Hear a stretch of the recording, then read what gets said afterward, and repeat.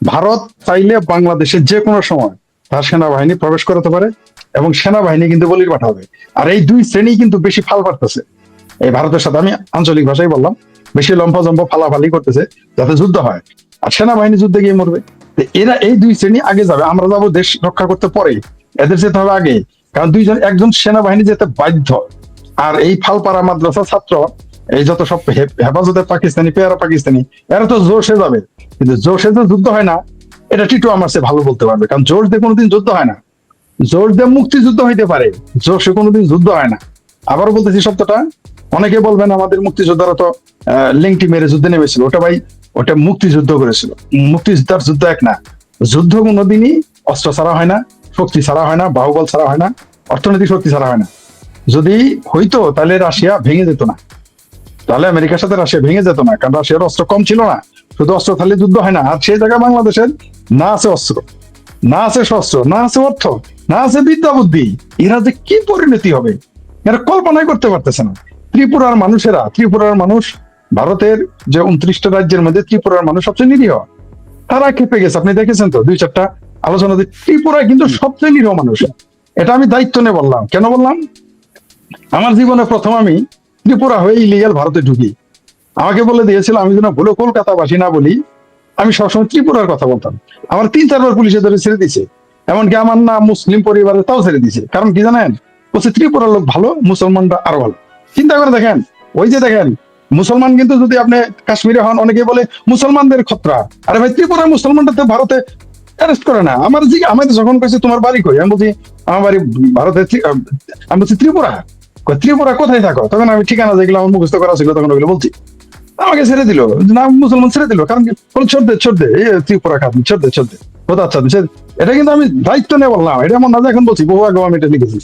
তো এই যে মুসলমান বললেই তো আর আপনি সন্ত্রাসী মনে করেন না, ভারতেও মনে করেন না। কিন্তু এই যে উস্কা, ত্রিপুরার নিরীহ লোকেরা খেপে গেছে হিন্দু মুসলমান মিলে এই বাংলাদেশের জনগণের উপরে। ত্রিপুরার একজন নারী আমাকে বলেছে, এটাও আমি কয়েক বছর আগে পড়ে দিয়েছিলাম, আবার যদি আমাদের যদি কোনো কারণে আপনাদের ভারতে পালাতে হয়, আপনারা কি আমাদের জায়গা দিবেন? উনি হিন্দু ভদ্রলোক, বাংলার আমার সাথে পরিচয় হয়েছিল, আমরা 20-22 দিন একসাথে ছিলাম এক হাসপাতালে, একই একই রুমে, মানে একই ফ্লোরে। সে আমাকে বলছিল না না না না, কোনোদিন আর তোমাদের জায়গা দিব না। আমি বলছি, কেন? এটা কিন্তু আওয়ামী লীগের কথা, আমি 5-6 বছর আগের কথা বলতেছি। তোমরা বেঈমান। আমি বলছি হিন্দুদের তো জায়গা দিবেন, কারণ তাও দিব না। চিন্তা করে দেখেন কতটুকু ক্ষোভ 5 বছর আগে, 6 বছর আগে। তাহলে এখন ত্রিপুরার মানুষের কি ক্ষোভটা, কি ধারাটা ঝাড়বে। বিহারের লোকদের আমি যে টিটু লাইভ সম্পর্কে বলেছেন, বিহারের লোকদের আমার বন্ধুদের মন করছি, বন্ধু এই যে আমাদের বাংলাদেশে যে কিছু লোক খেপতেছে, কিছু লোক এটা এটা বলতেছে, কি মনে করো? কয় কারোই লাগবে না, ভারতের সৈনিক টৈনিক কিছুই লাগবে না। ভারতের যেটি বিএসএফ, মানে ভারতের যেটি পুলিশ ফোর্স আছে, আর আমরা যদি রওনা দিই, তোমরা ভারতের বাংলাদেশের লোক তো পালায় একলাই বঙ্গোপসাগরে বাইসা যাওয়া। এই ধরনের কথা তারা বলে। কিন্তু বাংলাদেশের রিটায়ার্ড আর্মি অফিসার আর কিছু মোল্লা এমন চিৎকার দেয় যে বাইতুল মোকাররমে চিৎকার করলেই দিল্লির বুধা লাল খেলা ভাঙ্গা খানখান হয়ে যায়। এদের বিষয়টা এরকম।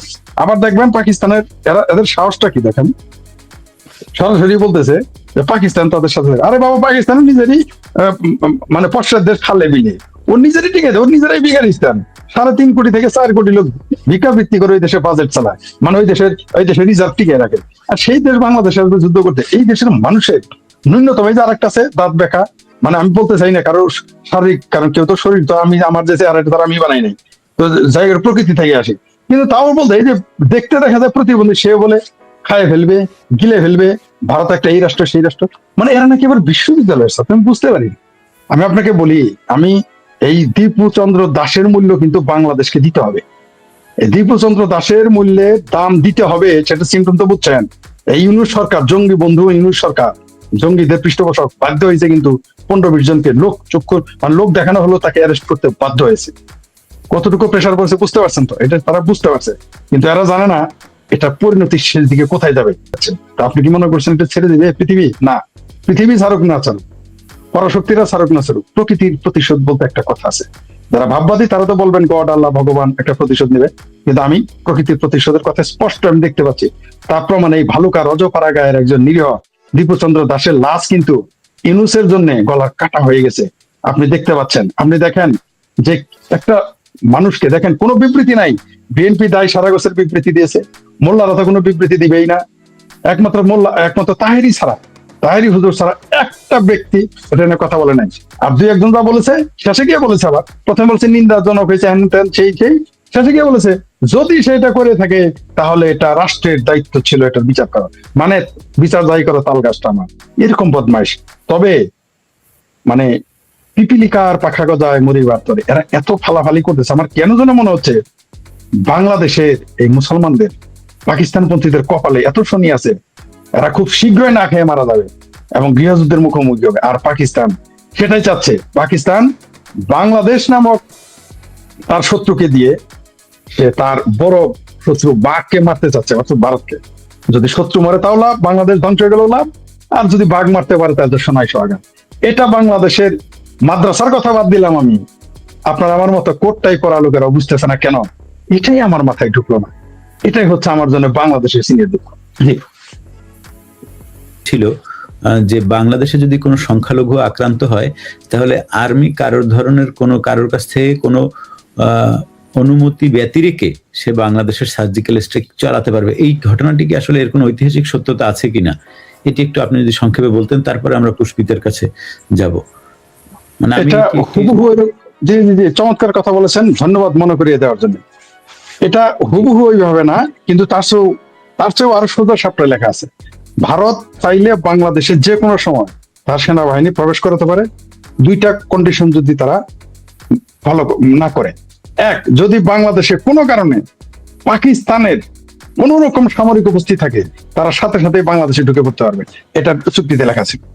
আর হচ্ছে সংখ্যালঘুর কথা এটা বলা হয়েছে যে সংখ্যালঘুদের দায় দায়িত্ব নিতে ব্যর্থ হইলে তাহলে ভারত যে কোনো সিদ্ধান্ত নিতে পারবে, যে কোনো, এইভাবে লেখা আছে যেখানে।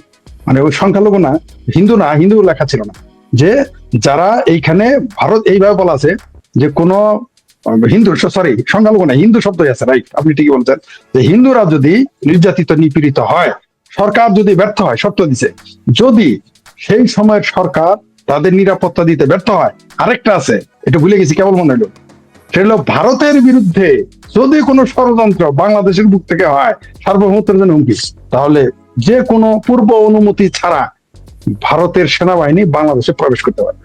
এটা লেখা আছে অন রেকর্ড। আর আপনি সরকারি রাষ্ট্রীয় চুক্তি আপনি এড়িয়ে যেতে পারবেন না। আর এটা চুক্তির দরকার নাই তো। ধরেন আপনার বাড়ির পাশে, আমি 1 মিনিট সময় নিচ্ছি আর বেশি, ধরেন আপনাদের দুইজনের বাড়ির মাঝখানে আমার বাড়িটা, আমার পোলাপান গুলো খুব দুষ্ট, তারা নিজের ঘরে আগুন লাগায়, আপনার ঘরে যায় নাই, আপনাদের দুইজনের কারণে আমার ঘরে আগুন লাগাচ্ছে, আপনাদের তো পুরো যাবে। তো আপনি তো তখন যে কোনো সিদ্ধান্ত আপনি নৈতিকভাবেই নিতে পারেন। আপনার চাইলে আমার বাড়ি দখল করতে পারেন, চাইলে মামলা করতে পারেন, জানেন যারা বদমাইশ, মামলাগুলো কাজ হবে না, আপনি তখন আমার বাড়ি কিনে নিতে পারেন, দখল চাইছে তাই করতে পারেন। কারণ আপনার নিরাপত্তা তো আপনি আগে দেখবেন, সেফটি ফার্স্ট, যার যার নিরাপত্তা সে আগে দেখবে। আপনি দেখেছেন না ইউক্রেন কি করেছে? ইউক্রেন তো রাশিয়ার জন্য হুমকি ছিল না, রাশিয়ার কাছে ইউক্রেন তো কিছুই না, বাংলাদেশের মতোই তার ঘটনা। কিন্তু রাশিয়া রাশিয়ার ইউক্রেনে ইনভেট করা সেটা ভুল, সত্য, সেটা পূর্ণ বিতর্ক। কিন্তু প্রতিবেশী যখন দেখবে যে আপনার দুশ্মন সে ভরে যাবে, আপনি কালকে যদি পাকিস্তানকে আপনি ঘাঁটি দেন, ভারত তো বসে থাকবে না, থাকবে কি? আমেরিকারে ঘাঁটি দিলেই তো চাইনা বসে থাকবে না।